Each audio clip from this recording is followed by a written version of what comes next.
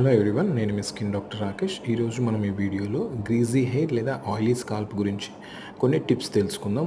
వాటిని ఎలా నివారించాలి, ఆయిలీ స్కాల్ప్ అనేది ఎలా రిడ్యూస్ చేసుకోవాలో తెలుసుకుందాం.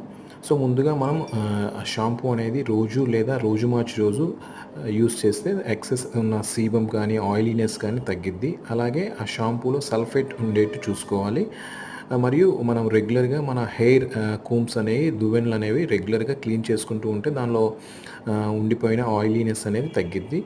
ఇంకోటి ఏంటంటే మనము కండిషనర్ అనేది హెయిర్కి రెగ్యులర్గా వీక్లీ వన్స్ కానీ లేదా 10 days వన్స్ కానీ అప్లై చేసుకోవాలి. అది ఓన్లీ హెయిర్లో ఉన్న మిడ్ లెంత్ నుంచి ఎండ్స్ వరకు అప్లై చేసుకోవాలి. మాడుకి లేదా స్కాల్ప్కి అప్లై చేసుకోకూడదు. అలాగే మనకి ఎక్కువ ఆయిలీ స్కాల్ప్ ఉన్నప్పుడు ఏం చేయాలంటే ఎక్కువ ఆయిల్ పెట్టుకోకూడదు. రెగ్యులర్గా మనకి పిల్లో కవర్స్ అవన్నీ చేంజ్ చేసుకోవాలి. Thank you.